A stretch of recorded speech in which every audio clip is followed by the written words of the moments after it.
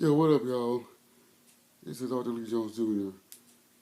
And I'm a pro wrestling fan my whole life. So I'm gonna do a beat a booker and listen to this about. I've been hearing that there's gonna be some WWE dropping some pay-per-views in 2017. Now that I need to hear, and I'm gonna do my beat a booker on WWE TLC, and I want y'all to tell me what what your predictions are for TLC. But first, let's hear this. In laser beams from his eyes directing at Peyton's behind, or maybe even by adding the caption soon. But deep down, I think we all know that could have been any one of us.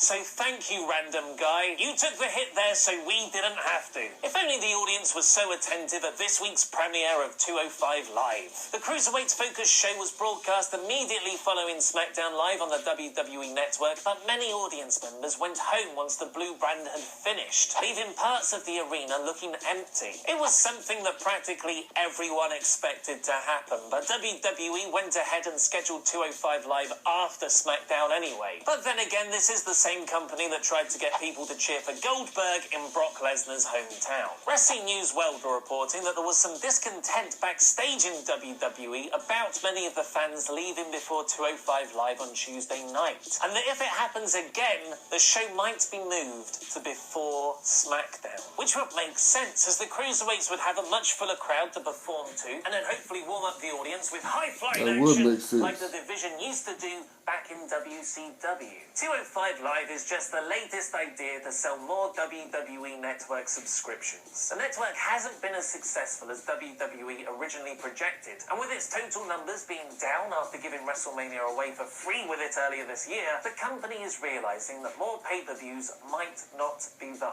answer. Having 2 brand-exclusive pay-per-views a month hasn't driven any more network sign-ups. The Wrestling Observer newsletter is reporting they were given a list of 18 planned pay-per-view dates for 2017. This is one less than the 19 shows that WWE has been publicizing, and there's apparently been talk of reducing this further to 16. This list showed both Extreme Rules and Money in the Bank as SmackDown brand shows, and Fastlane and the Elimination Chamber as Raws. But now the Wrestling Observer is reporting that plans have since changed, with February's Elimination Chamber now tentatively being scheduled for SmackDown and Fastlane becoming Raws. This is me speculating here now, and I don't know anything beyond what the Wrestling Observer have been reporting, but now we have a brand split. You'd expect the Royal Rumble match to decide one World Championship's #1 contender for WrestleMania, with the Elimination match to decide the other brands. If Elimination Chamber is now going to be a SmackDown show, to me that suggests a member of the Raw roster is going to win the Rumble. Of course, it doesn't have to be that way. Brock could win and demand a match against Goldberg at WrestleMania instead of a championship shot.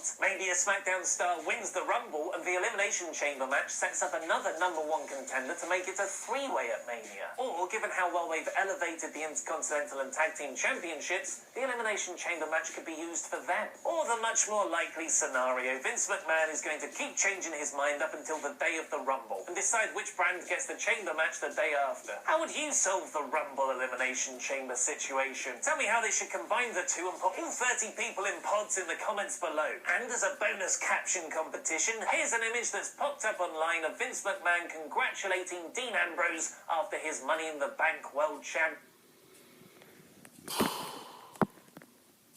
How I would change that? Oh, I would change that a lot.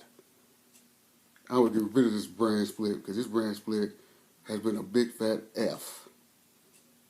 I was in all to it, but right now, not anymore.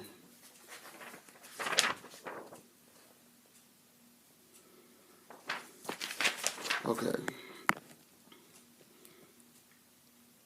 First up, for the TLC matches, Heath Slater versus Bray Wyatt.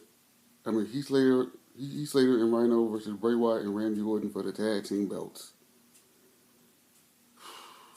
Now, I like Heath Slater and Rhino to be champions, to stay champions, but after seeing Randy Orton and Bray Wyatt and the way they're going, I wouldn't be too surprised if Bray Wyatt and Randy Orton win the titles. So, my pick, Bray Wyatt, Randy Orton, new champs. Next up, Kalisto versus Baron Corbin chairs match. Now, Kalisto, he has been a different person after what Baron Corbin did.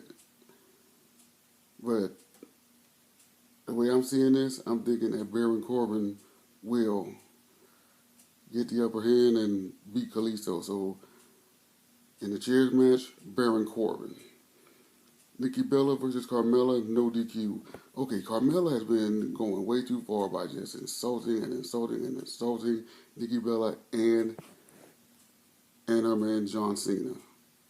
So in this match, Nikki Bella will win. The Miz versus Dolph Ziggler, IC title ladder match. I'm so sick of The Miz with this belt and having her bitch Maurice get involved in the match every time. So in this ladder match, I'm going to say it, Dolph Ziggler, new champion. Becky Lynch versus Alexa Bliss, tables match, SmackDown title, tables match. I ain't going to just say, I'm going to say it. Becky Lynch is going to beat Alexa Bliss for that and retain her title. And finally, Dean Ambrose versus AJ Styles, TLC match. I do want Dean Ambrose to win, but AJ Styles is going to retain his title because I'm thinking something bad is going to happen during this match and Dean Ambrose is going to get screwed. So that's my beat, Booker. Leave a comment below. Angie, I want to hear from your prediction. Valena, I want to hear from for your prediction on who will win at TLC. So leave a message down below and leave some likes. And other wrestling fans, give me your predictions on who will win at TLC. This is Arthur Lee Jones Jr. signing off.